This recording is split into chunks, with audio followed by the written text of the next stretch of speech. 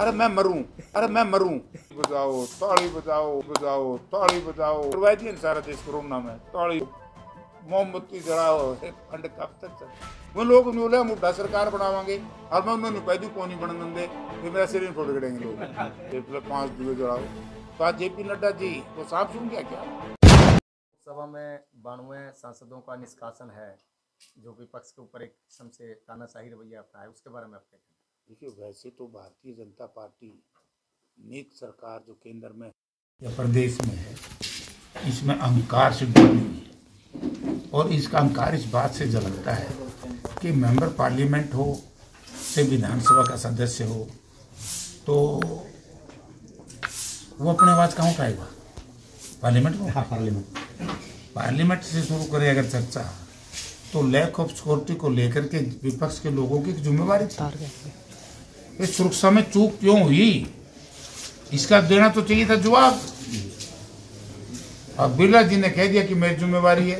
ओम बिरला जी speaker साहब है, ठीक है, स्पीकर साहब कस्टोडियन हैं, लेकिन सुरक्षा की जिम्मेवारी जो 5 लेयर हैं, जिसमें मुझे जहां तक ज्ञान है कि आईबी के लोग भी रहते हैं, सीआरपी के लोग भी रहते हैं, दिल्ली पुलिस के लोग भी रहते हैं, पार्लियामेंट की अपनी सिक्योरिटी भी है, तो उसकी सबकी जिम्मेवारी तो बिरला जी की नहीं है। जेपी नड्डा जी थोड़ी सी बात हुए, एक मेंबर पार्लियामेंट है राज्यसभा के घर में ऐसा बरामद हुआ व्यापारी है, तो उन्होंने तो जेपी नड्डा जी इतने ऊंचे पद पर हैं, बड़ी पार्टी के राष्ट्रीय अध्यक्ष है, सिर्फ राजनीति करने के लिए बयान देवे कि राहुल जी सोनिया जी जवाब दो, तो आज जेपी नड्डा जी को सांप सूंघ गया क्या?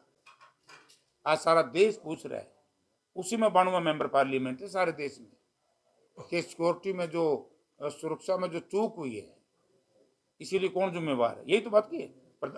अगर जो गलती नहीं है तो गृह मंत्री बयान दो। गृह मंत्री जी कश्मीर को लेकर के तो अजूल फजूल बात करते हैं, और जो सबसे महत्वपूर्ण बात है उसके ऊपर आज तक जवाब नहीं दिया। और जब विपक्ष ने मांग उठाई तो उनको बर्खास्त कर दिया। तो इसमें लोग तानाशाही रवैया है, और तानाशाही रवैये के इस देश की जनता ने कभी माफ नहीं किया। तानाशाह तो यहाँ रहने नहीं दिए कभी जनता ने।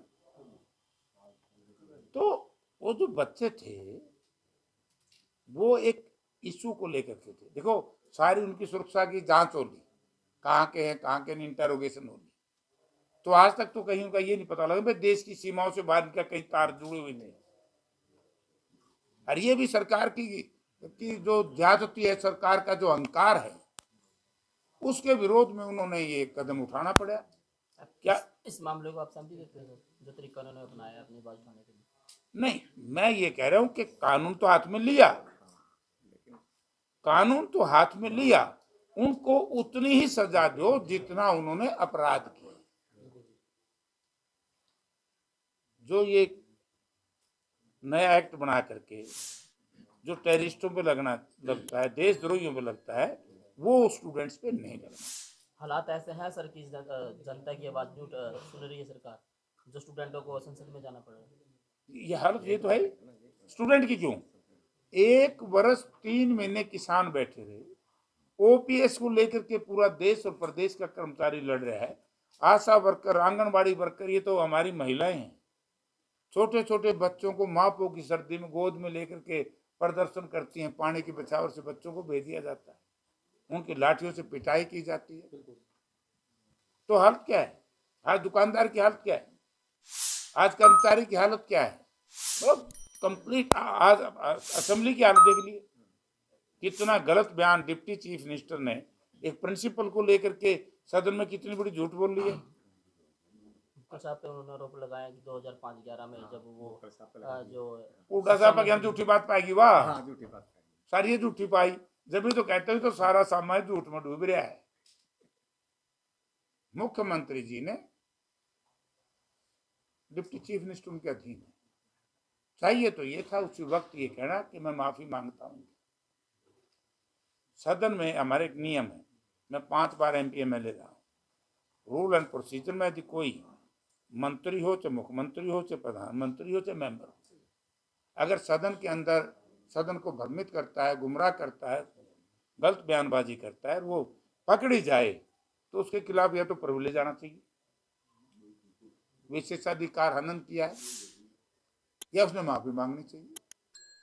तो आज तक ये इशू आया तो बताओ, अहंकार में ठीक है जो कह दिया। ये तो ये कहते हैं हम ही हैं जो कुछ जो गरीब था हमने पकान खाते रावेंगे नहीं, एक चुटकी चोड़ रामलला का मंदिर खाते नोंदा देंगे, 5 दीवे देंगे, ये मरवा दिए सारा देश कोरोना में। ताली बजाओ मोमबत्ती जलाओ, फंड कब तक चले? हम भी राम के भगत हैं, हम हिंदू हैं, लेकिन फर्क ये हम राम को मानते हैं, वो रामलला को मानते हैं। रामलला इसलिए राम जी का नाम रखा गया, उनका राजनीतिक लाभ लेते। और याद रखिए, आपके माध्यम से बताना चाहता हूं देश के हुक्मरानों को और भारतीय जनता पार्टी को विशेष तौर से, जिस भी संतुलित ने धर्म का दुरुपयोग किया उसका सत्यानाश हुआ। ये तो राजनीतिक इस्तेमाल इतना कर दिया धर्म का, इससे धर्म कमजोर पड़ेगा क्या? ये लोग धर्म के ठेकेदार हैं क्या? राम के जो गुरु थे कपिल मुनि महाराज थे कलायत में, हमारा मंदिर तो ठीक हो नहीं करानंद दे। अगर इनकी हिंदू धर्म में आस्था है तो क्या बीजेपी के किसी नेता ने आवाज उठाई? कितना बड़ा मंदिर है जिसमें ईंट ईंट का बना हुआ है, ना सीमेंट है, ना चुनना है, ना गारा है। जहां जितना कोना टूटा था उसको तो ठीक कराने को नहीं, सिर्फ राजनीतिक लाभ के लिए कदे कुछ ताड़ी बजाए। कोरोना दूर हो गया ताड़ी बजाने पे, बेड़ा गर्क कर दिया। आज कोरोना की जल्दी में बनाई गई वैक्सीन की वजह से जो साइड इफेक्ट हुए, कितने लोग मर रहे हैं। ये फिर 5 जुए जलाओ, मेरे तो समझ में नहीं आती जुए जलाने की क्या लोड है। सर लोकल मामलों में भी जहाँ तक है, जैसे भ्रष्टाचार का मामला है, नगर परिषद नरवाना में 23 में से 10 मेंबर तो आज विरोध में बैठे हैं धरने पर, क्योंकि उनका आरोप है कि एक तो प्रॉपर्टी आईडी में बहुत ज़्यादा धांधली हुई, दूसरा नंबर है कि सरकार अपने चहेतों को टेंडर दे रही है, जिसके आम जनता के जो टेंडर होने थे वो रद्द किए जा रहे हैं। 3 करोड़ के टेंडर रद्द करके अब अपने चहेतों को टेंडर देने की प्रक्रिया की जा रही है। इस मामले को लेकर 10 पार्षद हैं जो वो हड़ताल पे बैठे हैं पिछले 5 दिनों से। कहते ना देशभक्त बनो, सरकार से कुछ सुना लो। सरकार को ये तो हिटलर वाली पॉलिसी पे चल पड़ो, जो आवाज उठाए उसकी आवाज को दबा दो। जब इन्होंने प्रॉपर्टी आईडी जिसने बनाई है उस कंपनी को ब्लैक लिस्ट कर दिया, तो ये तो बंद होनी चाहिए, बंद होनी चाहिए। और जहां तक ठेके का सवाल, ऑनलाइन की बात करते हैं, सारा ठेके के मेरे भाई, नौकरी से लेकर के, बदली से लेकर के, थाना से लेकर के, तहसील से लेकर के, हर कार्यालय में, एसएससी और एचपीएससी के दफ्तर में हर जगह भ्रष्टाचार है। रोज पर्चे दर्ज हुआ है, बोला इसने इतने रुपये नौकरियां मिले लिए, मेरे पीछे का गया, ना नौकरी लाग दी और ना मेरे पीछे उल्टे दिए। अब मुख्यमंत्री जी कल कह रहे थे, ओन कह सकता हूँ मैं किसी अधिकारी को नहीं छोड़ूंगा। अधिकारियों को लेकर डंडम डंडा हो रहे हो, जो एचपीएससी के चेयरमैन हैं, एचपीएससी के मेंबर हैं, दूसरी स्टेटों से ला करके यहाँ लगा दिए, उनका इस धरती से क्या प्यार है? शर्म हमने आनी चाहिए, हमारे प्रदेश की जनता ने आनी चाहिए कि ऐसी सरकार लोगों ने बिठा दी प्रदेश में। जो आज भी रेगुलेटरी कमीशन का जो चेयरमैन बनाया है वो कहाँ से आया भाई? हमारे आईएएस इंटेलिजेंट नहीं थे क्या? हमारे इंजीनियर इंटेलिजेंट नहीं थे? एचपीएससी का भी बाहर से लिया है चेयरमैन, रेगुलेटरी अथॉरिटी का भी बाहर से लिया है, एडवोकेट जनरल भी बाहर से लिया है। तो इसका मतलब आप छोटी सोच के लोग हैं।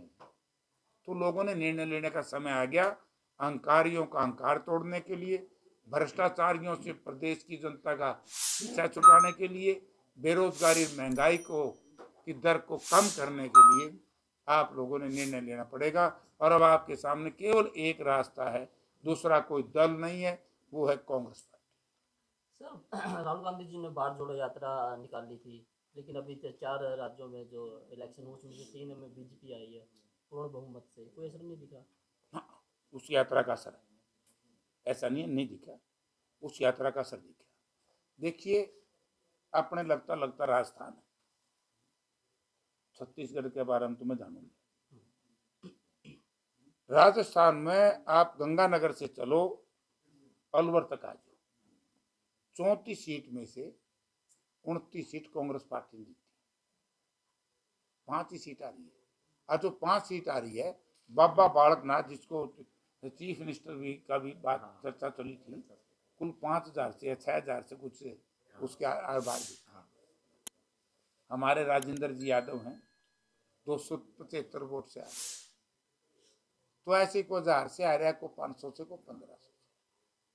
और 35 वर्ष के बाद पहली बार जिस दल की सरकार थी उस दल ने इतना भारी मत मिला है, मत प्रतिशत कम नहीं हुआ।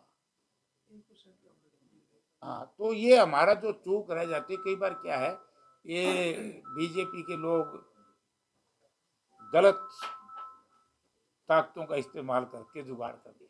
सर सत्ता पक्ष है वो तो यही आरोप लगा रहे हैं कि जो कांग्रेस है वो एकजुट है ही नहीं है। वही है जो अपना मध्य प्रदेश में देखने को मिला, यही राजस्थान में सचिन पायलट या अशोक गहलोत का जो कॉन्फ्लिक्ट चला हुआ है इस चीज को लेकर, जीत के लिए नहीं है।